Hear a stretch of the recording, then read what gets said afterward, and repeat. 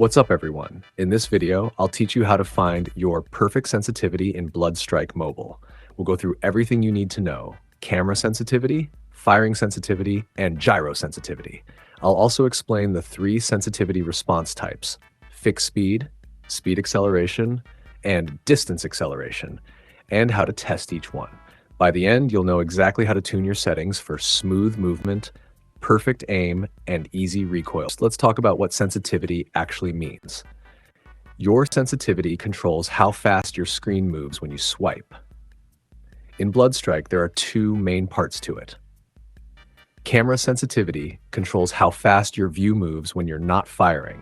That includes your hip fire movement, how you look around, and how your scope moves when you're not shooting. Firing sensitivity, on the other hand, controls how fast your aim moves when you're holding the fire button. This one directly affects how you control recoil and track enemies during gunfights. Then there's gyroscope sensitivity. This one lets you aim by physically tilting your phone. Gyro is great for small, precise adjustments like controlling recoil or flicking onto targets without lifting your fingers. So in short, camera sensitivity handles your general view, firing sensitivity controls your aim while shooting, and gyro sensitivity fine-tunes your precision. Now, let's understand how sensitivity response types work. Bloodstrike gives you 3 different styles of sensitivity behavior. The first one is fixed speed. This means your swipe speed doesn't affect how fast the camera moves. It stays consistent no matter how fast or slow you swipe. That makes it predictable and great for consistency. If you're new, this is the best starting point because it helps build strong muscle memory. The second type is speed acceleration. Here, your swipe speed controls your camera speed. A fast swipe turns your view faster, and a slow swipe gives you fine, accurate movement. It's more dynamic, and a lot of players who like fast flicks or quick 180-degree turns prefer this type. The last one is distance acceleration. In this mode, the longer your swipe, the faster your camera turns. It's kind of a mix between fixed and speed acceleration. You get smooth, steady aim with short swipes and faster turns with long ones. If you want flexibility but don't like how unpredictable speed acceleration feels, this one's a good middle ground. But again, if you're a beginner, start with fixed speed. It's the easiest to learn and the most stable long term. Before tuning anything, set a baseline. Here's a solid starting point you can build from. Camera sensitivity, 110, firing sensitivity, 70, 1x scope, 55, 2x scope, 45, 4x scope, 70, 8x scope, 15, gyro camera, 130, gyro firing, 100 to 110. These values are balanced, not too fast, not too slow, and they work for most players. You'll adjust them later based on how it feels in game. Before you test anything, warm up. Go into the training range, move around, aim, and shoot bots for about 5 minutes. Do this every time you want to test your sensitivity. It gets your hands and fingers ready and your muscle memory more accurate. Never test your aim when your hands are cold. Now test your camera sensitivity. This controls how fast your view turns when you're not firing. Move around the training range, swipe left and right, and try to do a clean 180-degree turn with 1 full swipe. If your turn is too slow, increase your camera sensitivity by 5 to 10 points. If it's too fast or feels twitchy, lower it by the same amount. You want to reach a point where 1 comfortable swipe equals a clean 180 turn. That's the sweet spot. Fast enough to turn, slow enough to aim accurately. Next, test your scope sensitivity. Aim with a 1x or 2x scope and track a moving bot.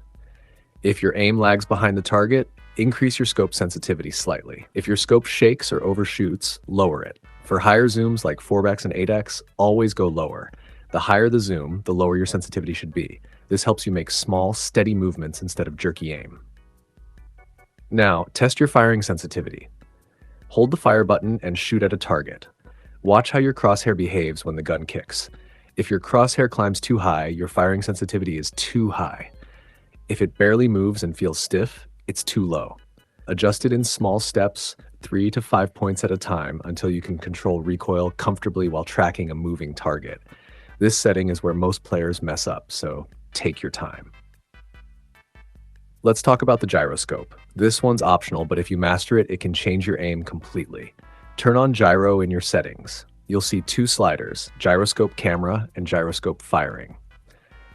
Start low. A good base is 70 for camera and 50 for firing.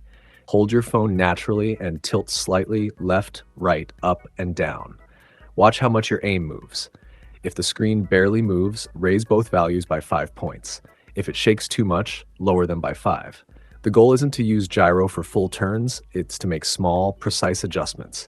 Use it to steady your aim and control recoil, not to spin around. Once you're comfortable, practice with gyro only. Turn off your touch aiming for a few minutes and try aiming at moving bots using only tilts. Follow a target smoothly and shoot. This helps you build the connection between your hand movements and on-screen motion. Do this for a few minutes every day until the motion feels natural. Now combine touch and gyro. Use your thumb for big movements, like turning corners or reacting to enemies. Use gyro for fine control, like recoil correction or small aim adjustments. For example, when you shoot an assault rifle, slightly pull down using gyro instead of dragging your finger. It'll feel smoother and more consistent. Different scopes react differently to gyro, so adjust each one separately. Higher zoom scopes move slower, so you'll need to raise your gyro sensitivity for 4x and 8x by about 3 to 5 points each until it feels right. Here's a useful trick. Find your 360 distance. In the training range, measure how far you need to swipe to make a full 360-degree turn. Most players prefer around 8 to 12 centimeters of swipe distance. If it takes more than that, raise your camera sensitivity a bit. If it takes less and feels too twitchy, lower it. This gives you a clear baseline for consistent movement. Once your aim feels good in the range, start testing in real matches. Don't adjust your numbers mid-game. Play at least 5 full matches before making changes. After each game, think about what felt off. If your aim felt slow or you couldn't track enemies, raise your camera or firing sensitivity slightly.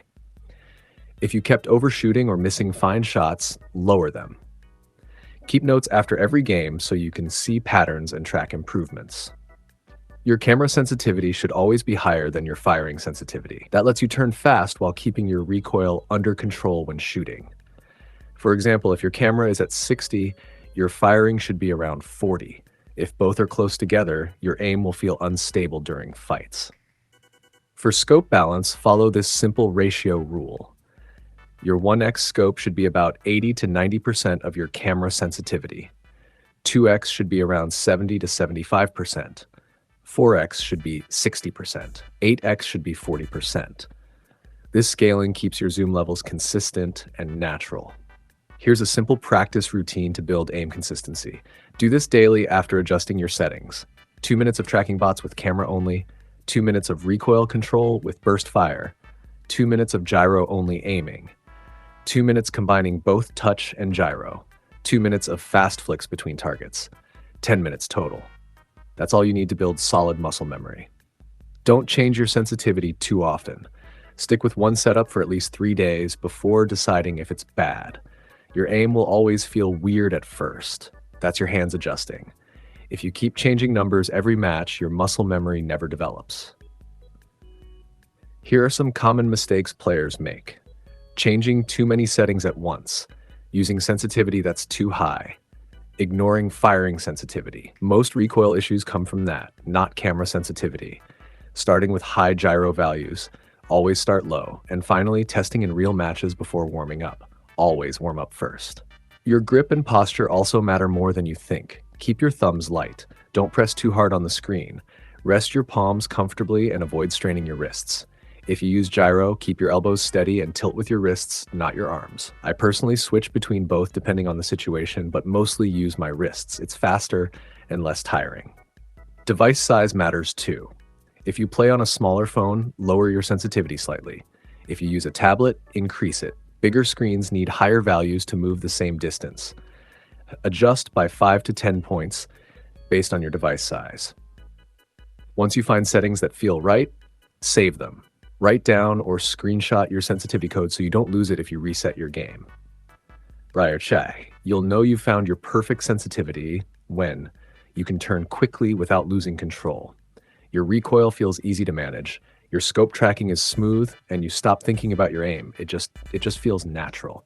When that happens, stop changing your numbers. That's your perfect setup. Let's recap everything quickly. Understand camera, firing, and gyro sensitivity. Pick your sensitivity response type, fixed, speed, or distance acceleration. Set a baseline and warm up before testing. Tune your camera, scope, and firing sensitivities. Add gyro and balance it for each scope. Test in real fights, log your results, and practice every day. Finding your perfect sensitivity isn't about copying other players. It's about testing until your setup feels natural to you. That's how you build smooth aim, stable recoil, and consistent control. If this guide helped you, leave a like, share it, and tell me your final sensitivity numbers in the comments. Thanks for watching. Don't forget to subscribe, as I'm trying to hit 10,000 subscribers before the year ends. So please subscribe, and I'll see you in the next one.